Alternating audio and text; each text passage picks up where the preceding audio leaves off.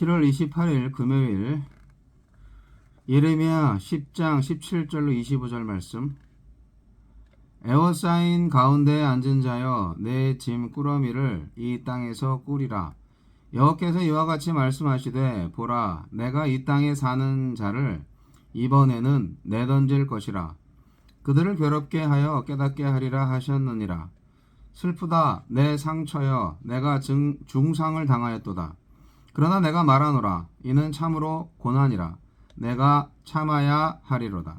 내 장막이 무너지고 나의 모든 줄이 끊어졌으며 내 자녀가 나를 떠나가고 있지 아니하니 내 장막을 세울 자와 내 휘장을 칠 자가 다시 없도다.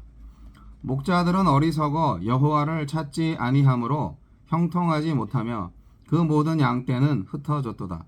들을지어다 북방에서부터 크게 떠드는 소리가 들리니 유다 성읍들을 황폐하게 하여 승냥이의 거처가 되게 하리로다. 여호와여 내가 알거니와 사람의 길이 자신에게 있지 아니하니 걸음을 지도함이 걷는 자에게 있지 아니하니이다. 여호와여 나를 징계하옵시되 너그러이 하시고 진노로 하지 마옵소서. 주께서 내가 없어지게 하실까 두려워하나이다. 주를 알지 못하는 이방 사람들과 주의 이름으로 기도하지 아니하는 족속들에게 주의 분노를 부으소서. 그들은 야곱을 씹어 삼켜 멸하고 그의 거처를 황폐하게 하였나이다 하니라. 너그러운 징계.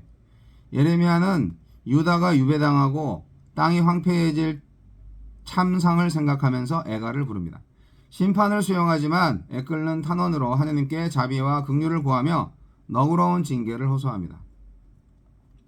하나님은 심판을 반드시 시행하여 백성으로 죄를 깨달아 알도록 하겠다고 말씀하십니다. 하나님의 결정이니 변경될 수도 없고 피할 수도 없습니다. 주님이 언제까지 참으며 돌아오라 하실지 알 수 없습니다. 죄에서 돌이키라고 주신 시간에 죄를 더하지 맙시다. 징계의 심판이 하나님이 나를 다루시는 마지막 방법이 되게 하지 맙시다. 선지자는 예루살렘의 참상을 자신의 일로 여기며 슬퍼하고 아파합니다. 참상의 무게만큼 고뇌도 깊습니다. 너무 고통스럽지만 죄악을 깨닫게 하시라는 하나님의 의중을 알기에 감내하겠다고 고백합니다. 선지자의 이 고뇌와 고백의 의미를 모른다면 우리에게도 희망은 없습니다. 지금 우리가 경계해야 할 것은 경기 침체가 아니라 영적 침체와 영적 불감증입니다. 징계는 온 국토에 깊은 상흔을 낼 것이고 백성은 재건의 의욕조차 상실한 채 망연자실할 것입니다. 지도자들의 우둔함이 초래한 참상입니다. 지도자들은 자신에게 위임된 권한을 백성을 돌보고 살리는 데 활용하지 않고 오직 자기 배만 채웠습니다. 하나님 경외를 상실한 교회 배후에는 욕심에 경도된 지도자들이 있고 자정 능력을 상실한 사회의 배후에도 자기 부정이 없는 지도자들이 있습니다. 확정된 운명 앞에서 예레미야가 할 수 있는 것은 백성을 위한 기도뿐입니다. 그의 기도는 이스라엘이 이 모든 것을 하나님의 공의로운 징계로 받아들이고 자신의 미래를 철저하게 그분께 의탁해야 한다는 것을 가르쳐줍니다. 고난의 시간을 자기 갱신의 계기로 삼고 주님의 주권을 배우는 기회로 삼는 사람이 지혜롭습니다. 예레미야는 이스라엘을 위해 너그러운 징계를 구했지만 대적들에 대해서는 혹독한 심판을 구합니다. 유다 백성의 유배가 끝나고 회복되길 믿고 드린 기도입니다. 절망적인 상황에서도 백성을 향한 하나님의 사랑과 신실함을 신뢰하는 것입니다. 주여, 징계를 받기 전에 자신을 돌아볼 수 있는 지혜를 주소서.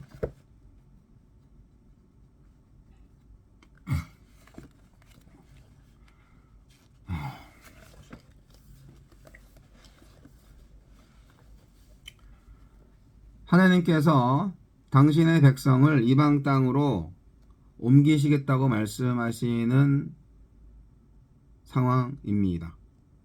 충격이죠. 그 옛날에 애굽에서 백성들을 빼내서 가나안 땅으로 옮기시느라고 얼마나 고생을 하셨는데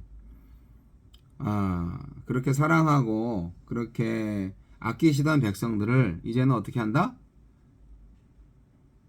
이방 땅으로 다시 옮겨버린다. 온 세계 앞에서 제사장 나라 삼은 이스라엘은 이제 없어요. 하나님의 심판만 남아있어요. 왜 그랬을까요? 이스라엘이 하나님을 배신했기 때문이죠. 선지자는 이 상황을 너무나 마음 아파합니다. 선지자의 마음이 하나님의 마음이제요. 예루살렘의 참상을 봅니다. 어떻게 될 것인가를. 그 미래를 바라보면서 너무너무 힘들어하죠. 그리고 하나님의 그러한 심판이 마땅하다. 감내하겠다.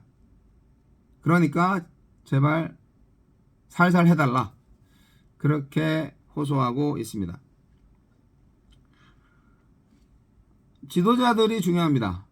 사람들을 이끌어야 되는데 지도력을 발휘하기를 싫어하는 백성들은, 즉 누군가의 말에 동의하고 그를 따르는 게 사실은 그 사람에게 책임을 주는 거기 때문에 굉장히 결정하기가 쉽잖아요.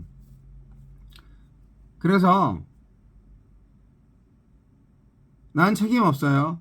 그 사람이 하라는 대로 했을 뿐이에요. 라고 생각하면 내 책임은 없으니까 그 일을 하고 나서 나타난 결과에 대해서도 자기 책임이 없다고 생각하는 거죠. 근데 문제는 그 사람이 최종 권위자가 아니라는 데가 문제가 있습니다. 우리의 최종 권위자는 하나님이죠. 예를 들어서 이런 거죠. 왕이 신하한테 뭔가를 시켰는데 신하가 볼 때는 그 왕의 지시는 하나님이 보시기에 악한 것이다 라고 생각을 하면 그런 지시를 하지 말라고 왕한테 충원을 해야 마땅한데, 왜냐하면 왕이나 신하나 다 하나님을 모시고 있는 사람들이니까. 왕은 진정한 왕이 아니라 대리자로서의 왕이죠. 대리자로서의 왕이, 신의 대리자로서의 왕이 진정한 왕이죠. 근데 대리 역할을 잘 못해. 그렇다면 어떻게 해야 됩니까? 사퇴하든지. 왕은 사퇴 안 하나? 그냥 물러나나? 그렇게 용기 있는 사람이 많이 없죠.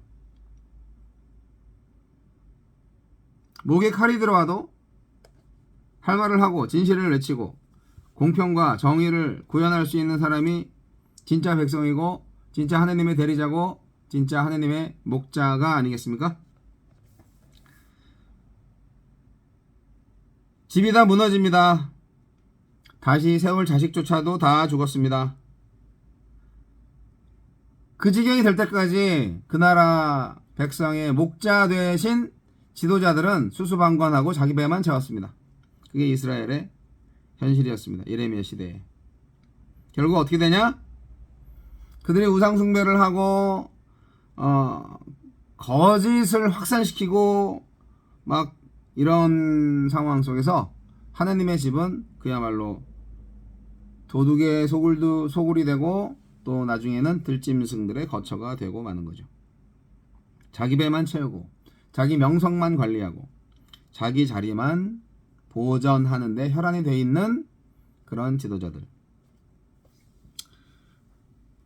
그런 사람들이 목자로 있는 양무리에서는 양들이 다 흩어지죠. 오늘날 우리나라 교회도 똑같지 않나 생각이 듭니다. 예레미야 선지자는 인간의 한계와 하나님의 역할을 고백합니다. 인정합니다. 하나님만 가장 좋은 길을 아시고 인도하실 수 있는 유일한 분이라는 것을 알고 있습니다. 그러나 이스라엘은 자기 눈에 오른 대로 행했죠. 자기 멋대로 행했죠. 자기가 인생의 주인이라고 생각을 하고 하나님을 떠나 자기 멋대로 행했죠. 그래서 하나님의 공의가 이루어지는 것은 뭐냐? 배신한 이스라엘을 처단하는 거예요. 그게 하나님의 공의고 그게 하나님의 사랑이에요. 우리가 하나님이 공평하시고 의로우신 분이라는 것을 자꾸 잊어먹어요. 나만의 하나님이라고 생각을 해요. 무슨 착각이 그렇게 심한지 모르겠어요. 예레미야 선지자는 기도합니다. 우리 목사들도 많이 기도해야 되겠죠. 생명을 걸고 기도해야 되겠죠. 하나님한테 요구할 수 있는 건 없고요. 간절히 탄원하는 것밖에 없죠. 저희 잘못했어요. 그러니 제발 살려주세요. 벌을 주시더라도 좀 약하게 해주세요. 그렇게 말이죠. 우리는 하나님의 은혜가 아니고는 한순간도 살아갈 수 없는 죄인들입니다. 왜 그 사실을 아직도 모를까요? 자꾸 잊어먹어요. 돈 벌고 세상에 인기 얻고 그렇게 권력을 잡으면은요, 대부분의 많은 사람들이 교만해져요. 다 자기 때문에 된 줄 알아요. 말로는 하나님께 영광을 돌린다고 하지만 다 자기가 영광을 받기를 원하는 사람들이 많아요. 그러면 이제 끝난 거죠.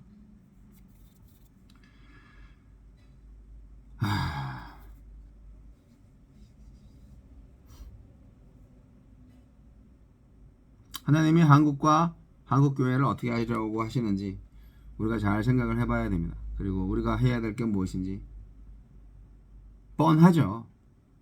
예레미야처럼 애가를 부르고 기도를 해야 되겠죠. 오늘날에 조국과 조국 교회를 위한 애가를 부를 선지자적 사역자가 누구일까요?